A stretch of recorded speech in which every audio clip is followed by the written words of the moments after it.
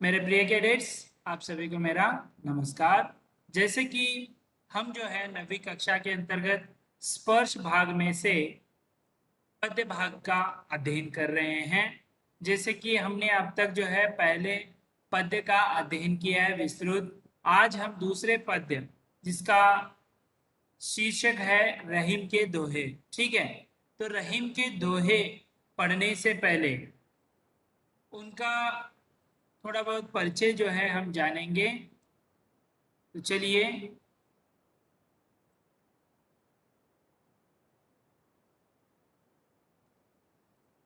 रहीम का जन्म लाहौर यानी अब के पाकिस्तान, ठीक है, में सन 1556 में हुआ। इनका पूरा नाम अब्दुल रहीम खाना खान खाना, ठीक है, अब्दुल रहीम खान खाना था। रहीम अरबी, पारसी, संस्कृत और हिंदी के अच्छे जानकार थे। इनकी नीतिपरक उक्तियों पर संस्कृत कवियों की स्पष्ट छाप परिलक्षित होती है। यानी उनके जो थोड़े बहुत शब्द जो हैं इनके जो दोहों में दिखने को मिलते हैं। नीतिपरक दोहे यानी जो आपको नैतिकता सिखाए, ठीक है, मूल्य जो है आपको सिखाते हैं, वैसे यहाँ पर दोहे जो हैं रखे गए हैं। रहीम मध्ययुगीन दरबारी संस्कृति के प्रतिनिधि कवि माने जाते हैं। मध्ययुगीन यानी जो प्राचीन, मध्य, आधुनिक ऐसे हैं, उसमें मध्ययुगीन में संस्कृति को बनाए रखने की जो है प्रतिनिधि कवि जो है यानी अव्वल के कवि जो है माने जाते हैं। अकबर के दरबार में हिंदी कवियों में इनका महत्वपूर्ण स्थान था।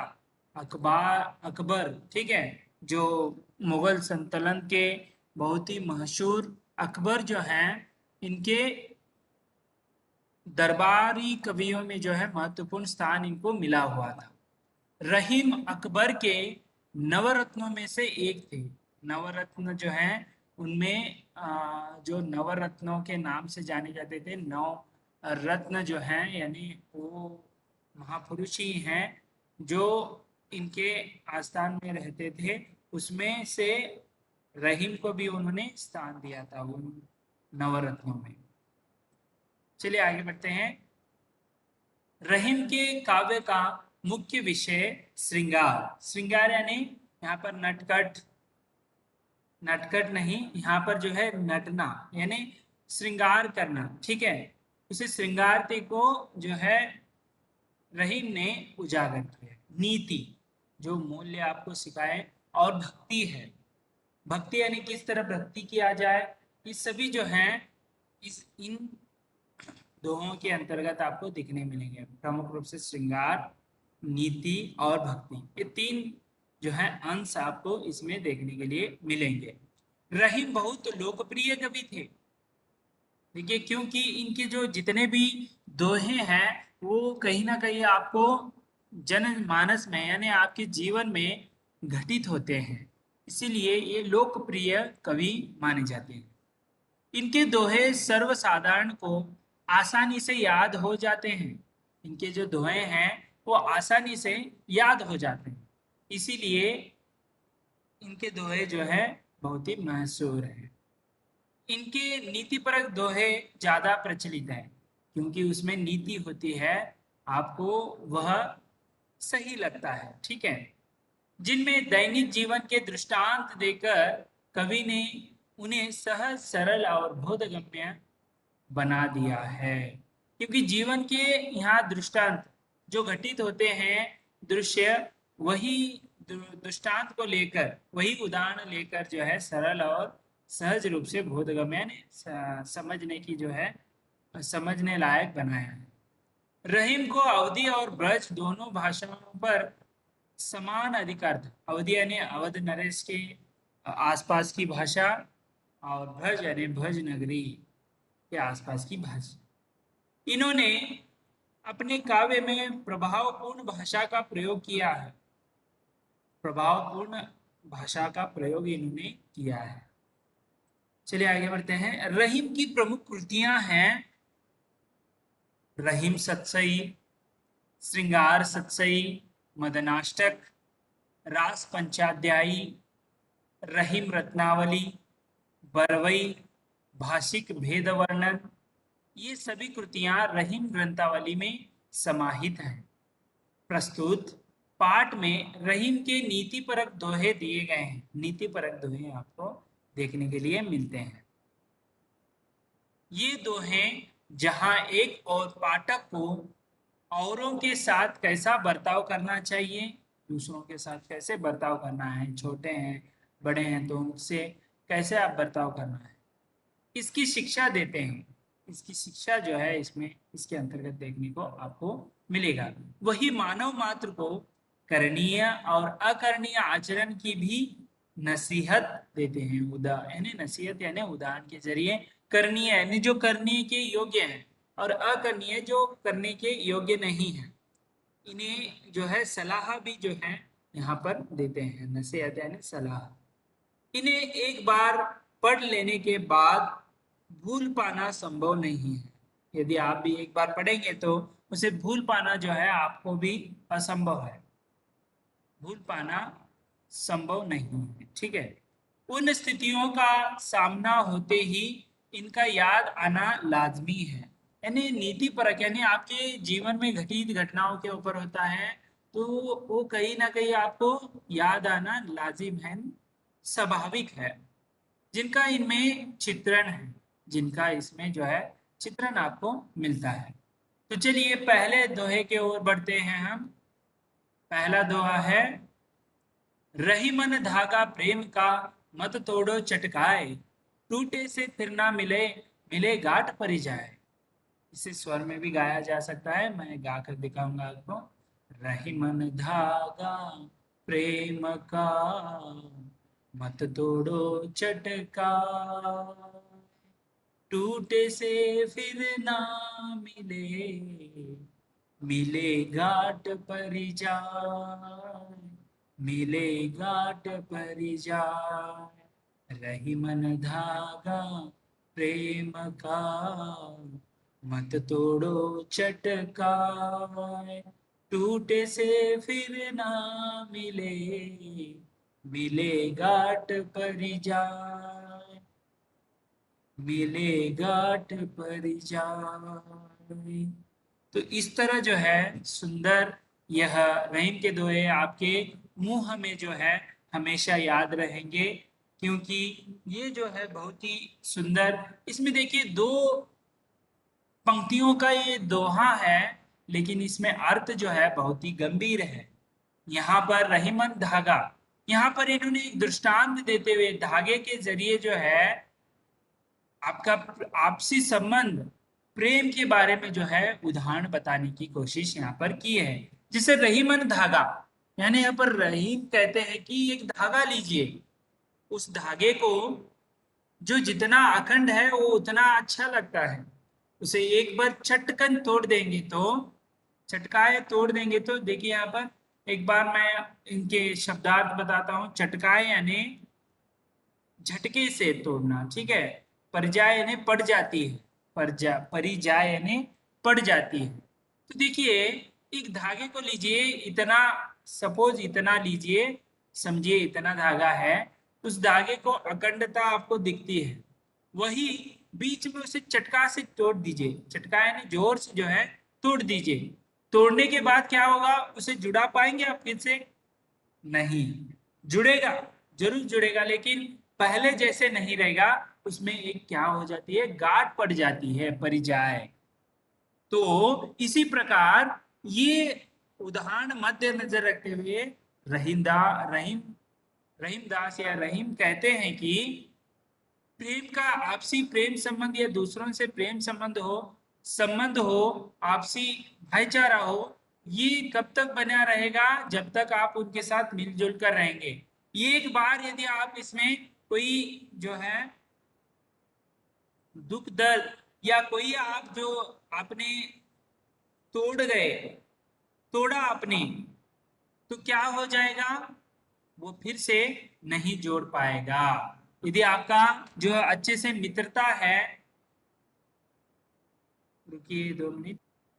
तो उसी प्रकार देखिए यहाँ पर ठीक उसी प्रकार जैसे धागे के सिरों को जोड़ने से गांठ पड़ जाती है,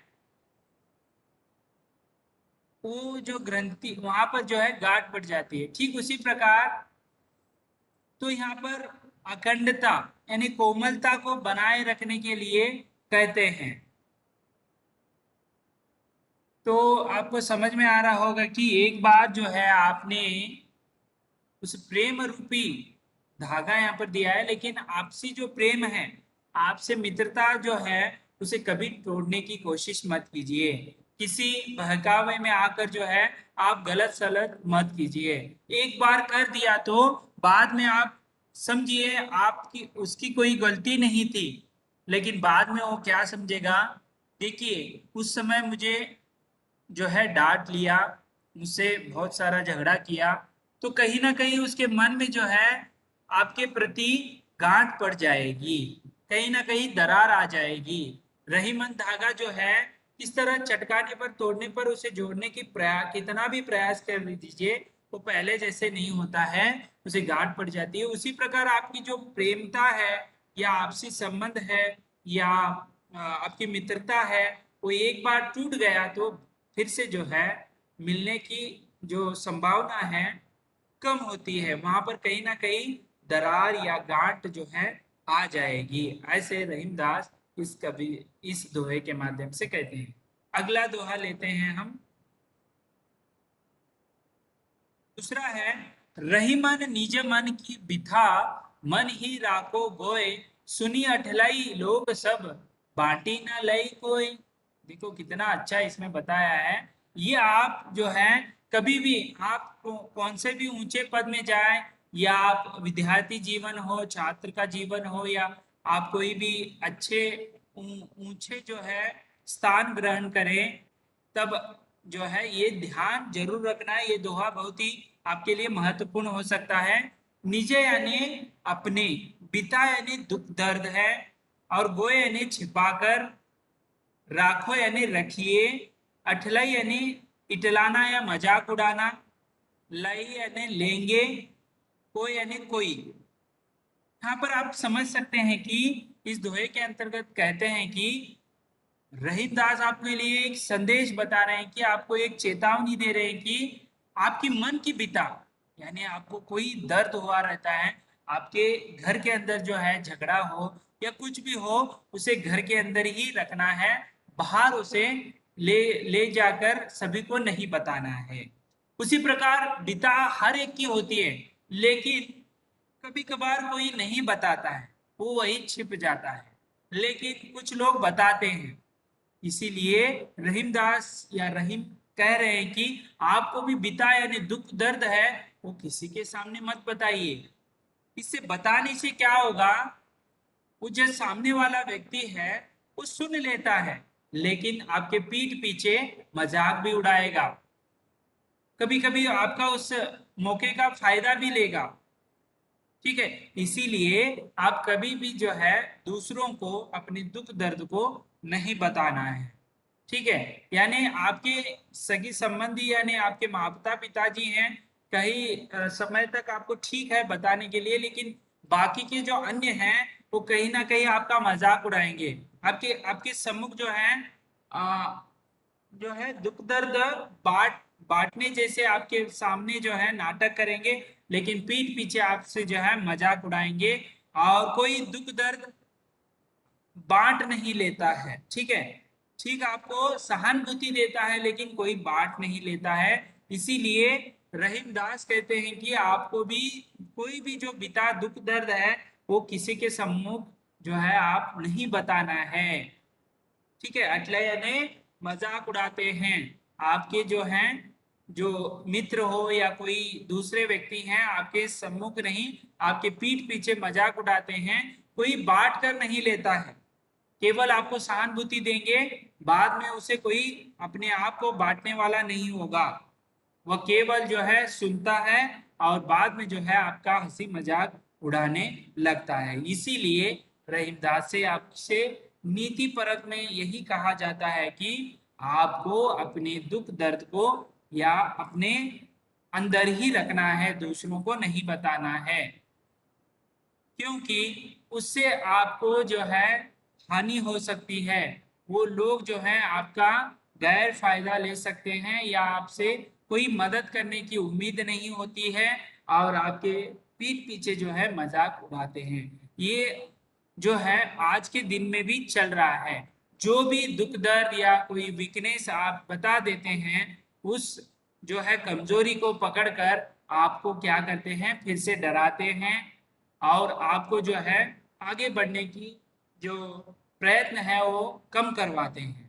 इसीलिए किसी के सामने अपना दुख दर्द हो या कमजोरी हो नहीं बताना है। कभी भी सभी के साथ हंसी मजाक के साथ रहना है, अच्छे से बात करना है। यही आपका जो है जीवन का मंत्र होगा, ना बल्कि दुख दर्द को बांटने का। क्योंकि कोई बांट नहीं लेगा, तुम्हारा इतना दुख है मुझे भी दे दो ऐसे कोई नहीं कहेगा। और पीठ यदि बताएंगे तो आपकी पीठ पीछे जो है वो मजाक उड़ाने लगेंगे। इसीलिए रहीम दास कहते हैं कि कभी बांट नहीं लेंगे, अटलाए लोग सब, यानी आपके मजाक जो है उड़ाते हैं। इसे वही कहते हैं रहीमन निज मन की बिता। आपकी जो दुख दर्द है मन ही राखो गोय, यानी रखने के लिए कहते हैं। सुनिए अटलाए लोग सब, यानी सुनकर जो है आपके पीठ पीछे मजाक उड़ाएंगे। बाट न लाई कोई, यानी बांट कर कोई नहीं लेगा। इस तरह आज हमने रहीम रहीम के जो दोहे हैं उनके कवि परिचय के साथ साथ दो दोहों पर जो है हमने विस्तृत अध्ययन किया। अगले वीडियो में या लाइव क्लास में हम जो है बचे हुए दोहों का भी विस्तृत अध्ययन करेंगे। तब तक के लिए धन्यवाद।